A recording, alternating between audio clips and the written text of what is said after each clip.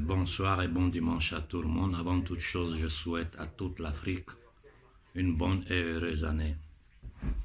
Je m'excuse auprès de tous ceux qui m'ont écrit, à qui je n'ai pas pu répondre.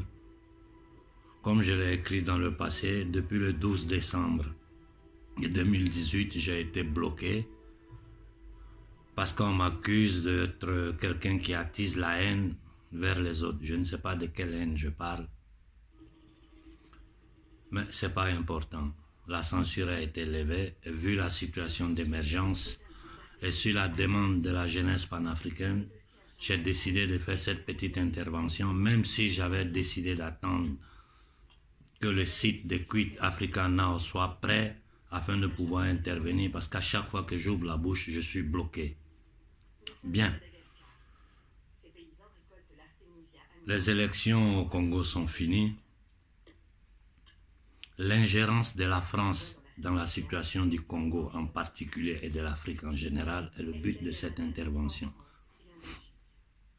Est-ce que vous vous rendez compte de cela?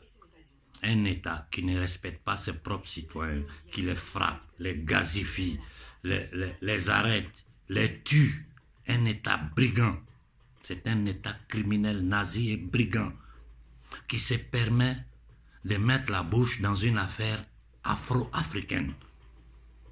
Ça là, ça doit finir. Ça doit finir. Celui qui a perdu les élections, s'il veut faire recours, qu'il fasse tout ce qu'il veut. Mais ce que je ne veux pas, ce que je veux éviter à tout prix, c'est que les Congolais s'entretuent entre eux. Dans le passé, je suis intervenu sur la situation du Cameroun. Et aujourd'hui, je suis en train de voir qu'il y a des blessés, il y a des morts au Congo. Mais vous pensez que c'est en Afrique, vous accusez de quoi? D'avoir truqué les élections? C'est en Afrique seulement on truque les élections? Nous nous rappelons tous quand Bush a volé les élections contre Al Gore aux États-Unis. Les Américains ne sont pas sortis à des pistolets pour s'entretuer entre eux. Il n'y a que nous les Africains qui sommes capables de ces folies collectives. Ça suffit comme ça. On ne peut plus s'entretuer parce que des politiciens, en général tous vendus au pouvoir occidental, se font des guerres de pouvoir pour pouvoir voler leur propre peuple, que les Africains s'entretuent. Que les Français sachent que cette ingérence indésidérée dans les affaires afro-africaines sont terminées. À chaque fois que le gouvernement français va ouvrir la bouche, il faut que les Africains réagissent. Indépendamment de ton côté politique, aucun Africain ne doit plus accepter l'ingérence de la France. Je parle de la société civile africaine. Parce que ces gens-là, ceux que vous appelez politiciens, qui ne sont que des gouverneurs de la France-Afrique, ne font que leurs intérêts personnels et les intérêts de l'oligarchie occidentale et française, en particulier en Afrique subsaharienne. Dans quelques semaines, il y aura les élections au Sénégal. Bon, j'ai bon espoir parce que la maturité du peuple sénégalais, je sais qu'ils vont éviter ces échauffourées-là. Ça, j'en suis sûr à 99%. Le seul message que je vais donner à la société civile sénégalaise, quel que soit le choix que vous ferez, comme je vous ai dit, je n'ai pas encore pris position, je ne sais même pas si je le ferai. Mais une chose est sûre, il faut que vous faites dégager Macky Sall. Macky Sall est une honte pour la société sénégalaise. Macky Sall est une honte pour toute l'Afrique.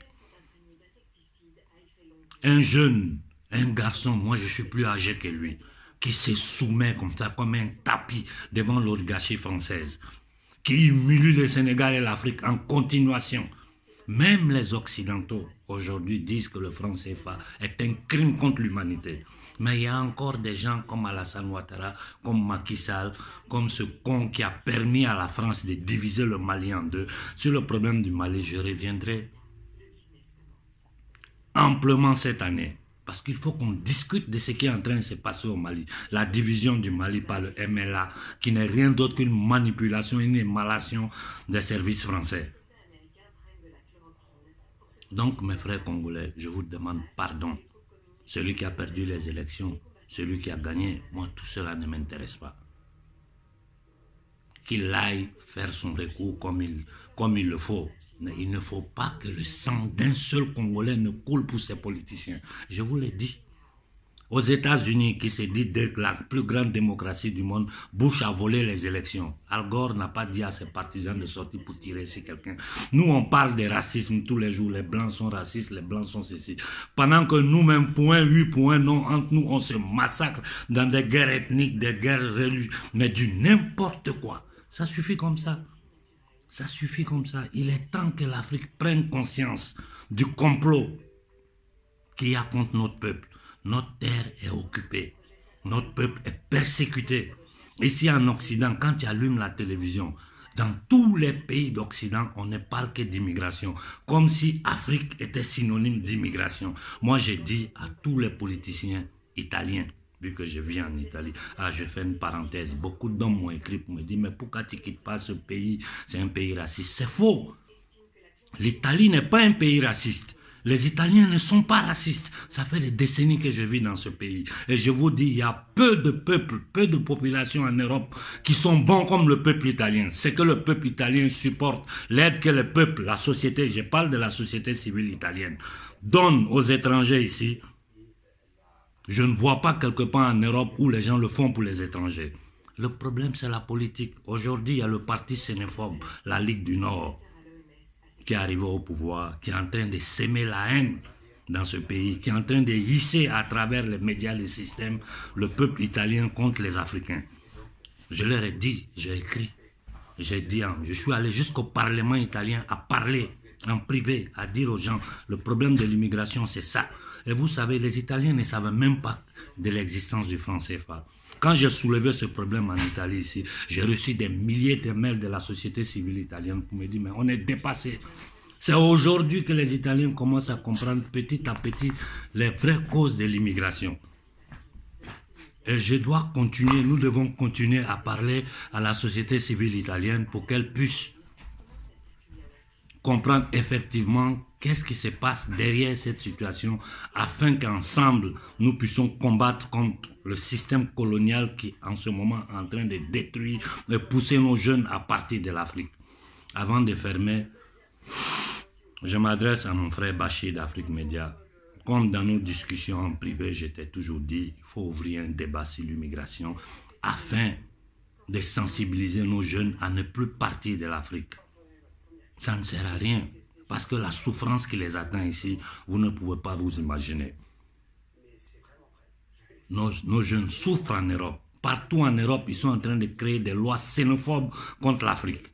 Personne n'ose parler des causes de cette immigration. Tout ce qu'ils font, c'est appuyer à travers les médias, les systèmes, immigration, immigration, immigration. On parle de nous comme si on était de moins que rien. Il est temps que nous prenions nos responsabilités, que nous chassons du pouvoir tous ces gens qui travaillent pour l'oligarchie occidentale. Il est temps que la jeunesse africaine prenne ses responsabilités pour changer le paradigme qui est en train de faire souffrir notre peuple. Ça ne peut plus continuer. Moi, j'ai un certain âge, je fais ce que je peux, mais seul, je sais que je ne pourrai rien. Voilà pourquoi depuis des années, je ne fais que lancer un appel à tous les vrais mouvements panafricains. Il faut que nous arrivions à créer une synergie entre nous afin de pouvoir, une fois pour toutes, libérer l'Afrique de l'occupation occidentale et française en particulier. Avant de fermer, je voulais m'adresser une minute aux Gilets jaunes. La seule chose que je peux vous dire, ne permettez pas à des éléments comme Marine Le Pen ou le franc-maçon comment il s'appelle, Mélenchon, tous ces gens-là travaillent pour le même système. Je pense que vous l'avez compris. Et tous ces faux journalistes, je vois comment on essaie de vous démoniser. Tenez dur et continuez la bataille. J'ai vu la charte des Gilets jaunes. En privé, j'ai dit à certains de vous, quand dans votre bataille, vous mettrez le problème de l'Afrique dedans, nous allons vous soutenir. Vous l'avez fait, nous vous soutiendrons. Tenez dur contre ce système. Macron n'est rien, ce n'est qu'un domestique du système. Il faut s'attaquer au système. Et cette année, j'ai décidé de parler directement au patron de Macron. C'est ce que je ferai. Il faut dénoncer ce qui se cache derrière Macron. Macron, c'est un petit plaisantin, il ne compte rien. Donc, mes frères congolais, pour fermer, je vous en prie, ne permettez pas que le sang des jeunes Congolais coule. Ne permettez pas cela. Ni la France, ni les États-Unis, le complot que les États-Unis préparent sur le Congo, nous savons. Ni la France, ni les États-Unis, aucun pays occidental a le droit de mettre la gueule dans le problème de l'Afrique. Nous sommes un peuple mature. Il est temps d'avoir notre autodétermination. Partir dans un nouveau paradigme basé sur nos cultures ancestrales, sur la valeur de l'être humain. Et nous sommes ouverts à toutes les sociétés du monde parce que l'humanité est une et indivisible. Et tous nous devons comprendre que derrière ce système, il y a des gens qui sont cachés.